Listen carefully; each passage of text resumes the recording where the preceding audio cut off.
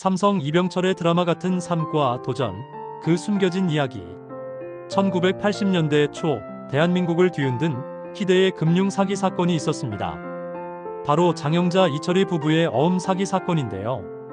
이 사건의 여파는 단순히 사기극으로 끝나지 않았습니다. 당시 재계 1위였던 삼성그룹마저 휘청이게 만들었죠.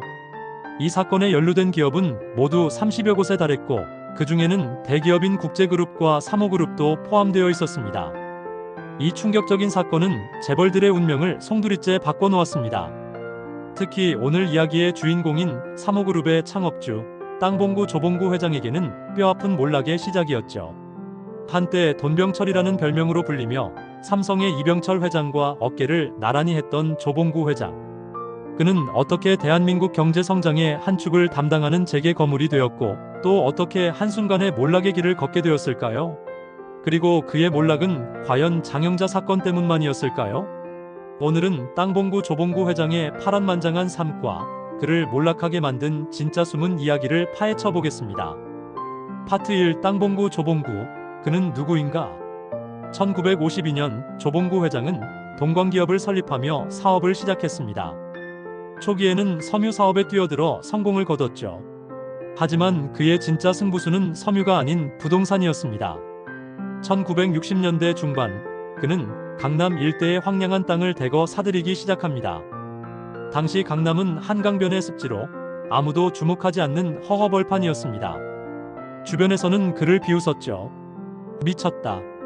저런 땅을 왜 사나? 하지만 조봉구 회장은 미래를 꿰뚫어보는 해안을 가지고 있었습니다. 독일인 교수의 조언 한마디가 그의 인생을 바꾸었습니다. 강을 끼고 있는 도시들은 강을 중심으로 양쪽이 균형 있게 발전한다. 이 단순한 진리를 믿고 그는 강남에 엄청난 양의 땅을 사들였습니다. 그의 선견지명은 곧 현실이 됩니다. 1966년 한남대교 건설이 시작되자 강남의 땅값은 폭등하기 시작했습니다. 1970년대 후반에는 무려 1000배나 치솟았죠. 땅봉구라는 별명이 괜히 생긴 것이 아니었습니다. 그는 이 막대한 부를 기반으로 사모주택을 설립하고 지금도 명품 아파트로 불리는 사모가든, 개나리 아파트 등을 건설하며 대한민국 아파트 건설 역사를 새로 썼습니다. 파트 2. 삼성 이병철 회장과의 흥미로운 평행 이론. 조봉구 회장의 드라마틱한 성공을 보면 자연스럽게 한 인물이 떠오릅니다. 바로 삼성의 창업주 이병철 회장입니다. 두 사람에게는 여러 공통점이 존재합니다. 두 사람 모두 섬유 사업으로 첫 발을 내디뎠고, 시대의 흐름을 읽는 탁월한 안목으로 사업을 확장했습니다. 특히 이병철 회장은 쌀장수로 시작해 설탕, 섬유, 전자산업에 이르기까지 끊임없이 새로운 도전을 감행했죠. 이병철 회장의 가장 위대한 도전은 바로 반도체 사업이었습니다.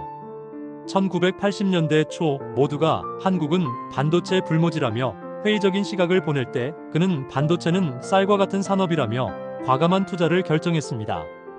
당시 삼성전자는 가전제품이나 만들던 회사였고, 반도체 기술은커녕 관련 인프라도 전무했습니다. 하지만 이병철 회장은 미국과 일본의 반도체 기술을 뛰어넘겠다는 일념으로 도쿄 선언을 발표하고 일본 기술자들을 초빙해 기술을 배우는 등 무모해 보이는 도전을 이어갔습니다. 이병철 회장의 도전은 당시 경제 상황과도 무관하지 않았습니다. 1970년대 오일 쇼크와 경제 불황을 겪으면서 이병철 회장은 수출만이 살 길이라는 신념을 굳혔습니다. 그는 기술력 없이는 살아남을 수 없다고 판단했고, 그 결과물이 바로 반도체 사업이었죠.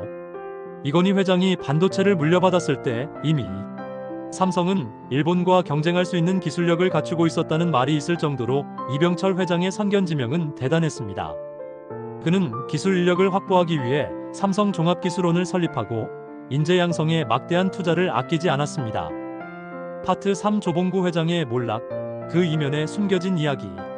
승승장구하던 조봉구 회장의 사모그룹은 1970년대 후반부터 위기를 맞습니다. 중동 건설 붐에 편승해 해외 사업을 확장했지만 미숙한 사업 운영과 계약 문제로 막대한 손실을 입게 되죠.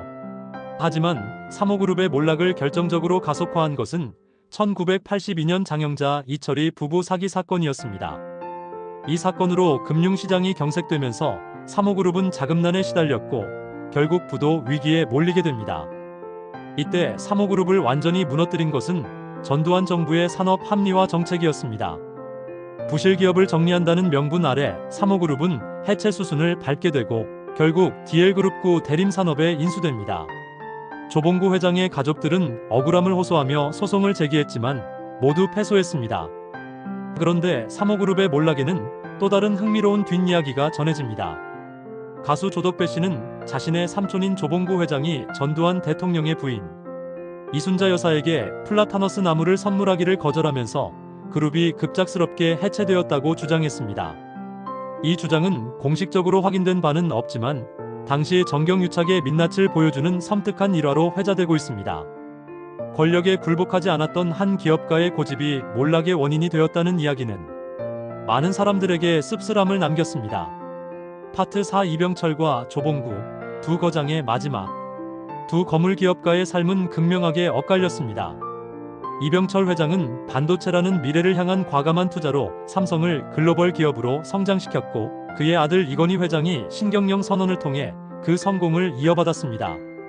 이재용 회장은 기술과 인재를 중심으로 하는 초격차 경영으로 삼성을 이끌며 반도체뿐만 아니라 인공지능, 바이오 등 미래 신사업에 대한 과감한 투자를 이어가고 있습니다. 반면 조봉구 회장은 말년에 미국에서 작은 임대 아파트에 살다가 2009년 조용히 세상을 떠났습니다. 한때 대한민국 최고 부호였지만 그의 마지막은 너무나 쓸쓸했습니다. 조봉구 회장의 이야기는 단순히 한 기업가의 성공과 몰락을 넘어 한 시대의 자본과 권력의 관계를 돌아보게 합니다. 만약 그가 권력에 순응했다면, 아니면 중동 사업에서 실패하지 않았다면 그의 운명은 어떻게 달라졌을까요? 역사는 가정할 수 없지만 조봉구 회장의 이야기는 우리에게 끊임없는 교훈을 던져줍니다. 성공의 길은 단순히 돈을 버는 데 있는 것이 아니라 시대의 흐름을 읽고 끊임없이 혁신하며 때로는 불의한 권력에 맞서는 용기에 있다는 것을 말입니다.